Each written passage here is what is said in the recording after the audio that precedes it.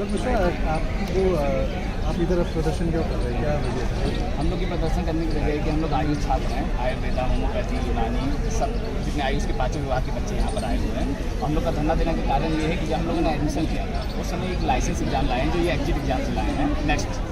तो वो एग्ज़ाम तब हम लोग को नहीं बताया गया था। इन्होंने 2020 में रेगुलेशन आई कि हम लोग 3 साल में इसे लागू करेंगे। फिर जब 3 साल में लागू करेंगे तो इन्होंने ये नहीं बताया था किस बैच से लागू करेंगे। तो हम लोगों ने RTI डाला है।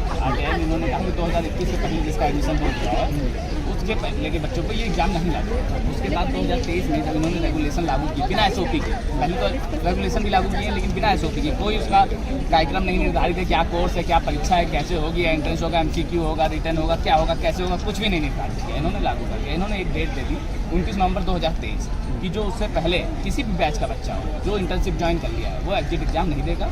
उसके बाद जो बच्चे हैं ज्वाइन करेंगे वो एग्जिट एग्जाम देंगे। जबकि एक ही बैच के कुछ बच्चे 29 नवंबर 2023 के पहले एग्जिट इंटर्नशिप ज्वाइन कर लिए हैं और कुछ बच्चे उसके बाद ज्वाइन किए। तो राइट टू 12 की तो यही खत्म हो गई जो भारत का संविधान है कि हम पहले ज्वाइन करने के बाद एक ही बैच के बच्चों के साथ अलग अलग चीज़ें हो गई। तो वही हम लोग का ये कहना है कि जब ये रेगुलेशन लागू हुई 2023 एक तो बिना SOP लागू हुई तो ये मान्य ही नहीं होनी चाहिए। लेकिन अगर मान्य हो रही है तो ये नए बैच से लागू हो। जिस तरह MBBS का 2023 में लागू हुआ तो उनका 2024 के बैच से लागू है। 2029 में पहली बार कंडक्ट होगा एग्जिट। और पहले तो ये एग्जिट एग्जाम कंडक्ट उनके लिए होता था जो दूसरे देश से MBBS, BHMS, BUMS करके आते थे।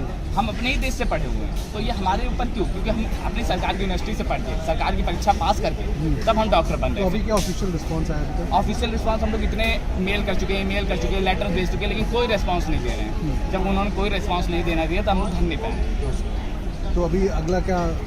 अगला मूवमेंट ये है कि अगर ये इसी तरह सरकार हम लोग की बातें नहीं सुनी तो हम लोग अनशन पे बैठेंगे और अगर फिर नहीं धीरे धीरे सुने आमरण अनशन पे